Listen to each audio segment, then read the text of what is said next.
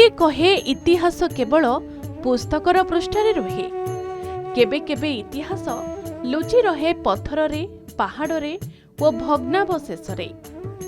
एमिति एक रहस्यमय ऐतिह्यर भंडार हेउछि बलांगीर जिला टिटलागढ़ ब्लॉक रो घोड़ार गाँ, जेउठी पहाड़ उपरे नीरव होई ठिया होईछि शह शह वर्षर इतिहास, जेउठी पत्थर कहुछि अतीतर कहानी।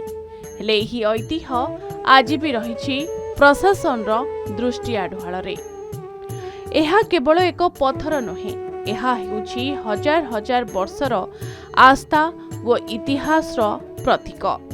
टिटलागढ़ ब्लॉक रो घोड़ार गाँर पहाड़ उपरे खोदित होईछि अद्भुत एक पाद भैरव मूर्ति। ग्रामवासींका विश्वास, पहाड़ उपरे विराजमान एही भैरव भगवान सबुबेले गाँ को रक्षा करुछंती। पीढ़ी परे पीढ़ी लोके तांको भैरव भगवान भावरे पूजा करि आसुछंती। किंतु रहस्य हेउछि ए अद्भुत मूर्ति किए तयारी करिथिला, केबे तयारी होइथिला, आज भी एहार सठिक उत्तर काहा पाखरे नाही। गाँ मझिरे थिबा पुरातन मंदिर प्रमाण करुछि एही अंचल रे थिबा बौद्ध, शैव व शाक्त परंपरार गाथा। एही मंदिरर रहिछि एक नियारा विशेषता। प्रवेश द्वारर गोटिए पटे रहिछि बुद्धंक मूर्ति, अन्य पटे रहिछि चंडी मूर्ति आउ गर्भगृह रे पूजा पाउछंती महादेव।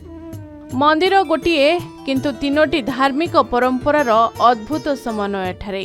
आमर जेते मंदिर अच्छे देवी मार मंदिर माने अच्छे किए तो आमके सहयुक्त करबार नाही न, खाली गाँव वाले जेनटा माँ मान को जेन पूजा करुछन बाहरिया सरकार तो किसी आमके जोग ध्यान दे नहीं। एते बड़ बड़ देवी माने रहुछन, सब बड़ देवी रहुछे, सब बड़ मूर्ति रहुछे, किए गोटे जोग ध्यान दे नहीं। गाँव वाले सब मिलीमिशी कर पूजा पाठ होउछे। आज्ञा आग जहाँ थिला भल एनु एनके जहाँ आमर देवी माँ मैंने अच्छन केन सरकार तो हमके किसी जोग ध्यान दे नहीं, किछि करू नहीं से माने केनटा आसले भी केनटा गोटे करूछन नहीं किछि नहीं। हाँ हाँ हाँ हाँ करी कर सब बाहर के पले जाउछन, लेकिन आमको किछि करी नहीं। आपन को गाँ रे काहे मूर्ति माने मिलुते केनटा होय? आमर गाँ रे सब मूर्ति अच्छे आज्ञा, देवी मार मूर्ति सब अच्छे। घोड़ार गाँ है जेन मधिर मेना अच्छे तो सेटा इतिहास टे करवा जरूरी आमके, लेकिन आम दादी बोलो पूर्वपुरुषानु आम नहीं जानते तो सेटा पुण्य मधिर मेना अच्छे आउ केना देवता मेना अच्छे केना कारा अच्छे आम तो जानी नहीं पारे, लेकिन कि नहीं अच्छन आम जानवाटा जेन अच्छे तो ये जेनटा अच्छे सेटा इतिहास टे करवा जरूरी आमर, लेकिन कि नहीं ये इतिहास नहीं करि पारबा, लेकिन इन जे पैसा आउछे सरकार तरफ नु सेटा खाई दौछन, इतिहास नहीं करि पारबा। हेले घोड़ार गाने मधेर रही कर नहीं रही कर का फायदा? ताको पत्थर के फिन अंता कर संगे कर नरिया गोटे फिन फुटोछन, छेल गोटे फिन पूजुछन, लेकिन बहुत भल अछि। तेबे माटीर प्रतिटी धूली कणारे लुचिछि पुराणा सभ्यतार कहानी।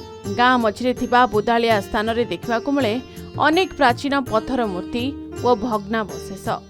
ग्रामवासी एहाको माउली देवी भावरे पूजा करती। लोकंक विश्वास गाँर विभिन्न स्थान रे थिबा देवादेवी ही घोड़ार गाँ को सुरक्षा देउछंती। गवेषकंक मतरे टिटलागढ़ अंचल एकदा तैतलिक जनपद भावरे परिचित थिला। घोड़ार ओ एहार आखपाख अंचल को कुहा जाउथला घोटक वर्तिनी। एही अंचल रे सप्तमातृका उपासना, चामुंडा और शिव उपासनार विकास घटिथिला। सेपरि बौद्ध धर्मर मध्य एठारे प्रसार होइथिला।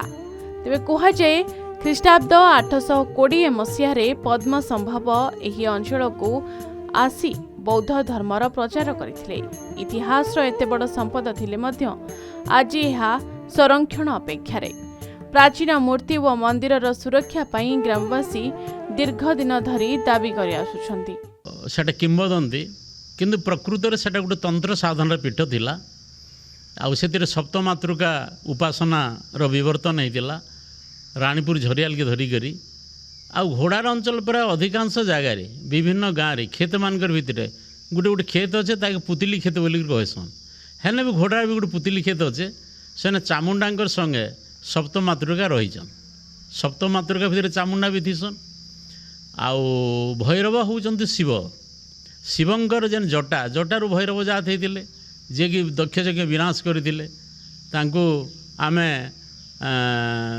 रुद्रावतार बोली कहूँ वीरभद्र जे से ही भैरव आर भैरव 8 प्रकार तो से भितर ये हूँ अजैक पाद भैरव अजैक पाद हूँ अजय एक पाद भैरव तो दुईटा पाद आसिक गोड़ आसिक एक हो जाइथिबार गुटे पाद थिबा एटा शैवतंत्र रे बहुत प्रभावशाली विग्रह मूर्ति आउ जंत्र से पूजा पाउथिले तो अनेक ऐतिहासिक माने कहूचन जे नल राजा मानकर पीरियड रे ये सब भैरव उपासना रो बेसी प्रचलन थिला एवं से माने ये सब जाक मूर्ति अंकन करथिले जे तत्कालीन संबलकर राजा इंद्रभूतिंकर मानस संतान से संबलक बोले एबर संबलपुर इणु करी से जाइतिले तिब्बत के से ही पद्म संभव जांगर अन्य ना हूँ सरोज वज्र से ई घोड़ार के आसिकरी अर्थात सेतेबल घोटकवर्तिनी विषय के आसिकरी इने किछि वर्ष रही इटा 820 मसीहार कथा जेनटा तिब्बतान सोर्स रु जना पड़ुजे अश्व पाटलिक संवत्सर रे से इनिके आसथिले अस्ति तैतलिक जनपदे घोटकवर्तिनी नाम विषय तेणु आजिकल आम जेनटा कि जिला बोली कहूँ सेतेबेले घोड़ार गोटे जिलार हेडक्वार्टर थिला आर से नहीं सब विवर्तन नहीं दिला अजैक पाद संपूर्ण भाव शैवतंत्र गोटे स्मारक बहुत ये से आर्थिक आज्ञा ये बहुत बड़ बड़ प्रोफेसर मैंने सब रिसर्च कर गले न बहुत पुराना देउल मंदिरटे अच्छे शिव पूजा भी होची किंतु शिव मंदिर रे भी कौन से लोग ध्यान नहीं देवा सरकार भी ध्यान नहीं देवा कहीं किसी करवार एटा नहीं न आमर पहाड़ रे भी मूर्ति माने अच्छे खेत माने भी अच्छे तापर पूजा पाठ हो एमती किसी ना हेले जार इच्छा अच्छे से पूजा पाठ करुचन ना सरकार कौन साहाय्य करूना से जो मंदिर कथा कहते हैं क्या अंडर अच्छे आमको देखा पड़ो एएसआई अच्छी कि मोनुमेंटाल अथॉरिटी एमएम अंडर अच्छी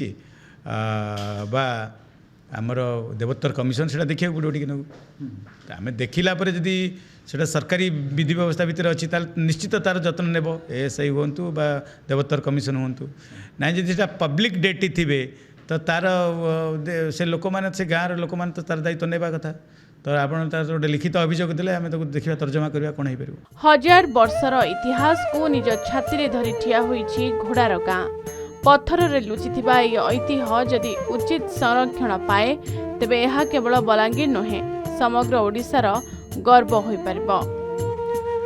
टिटलागढ़ मानस महांती रिपोर्ट के न्यूज ओडिशा।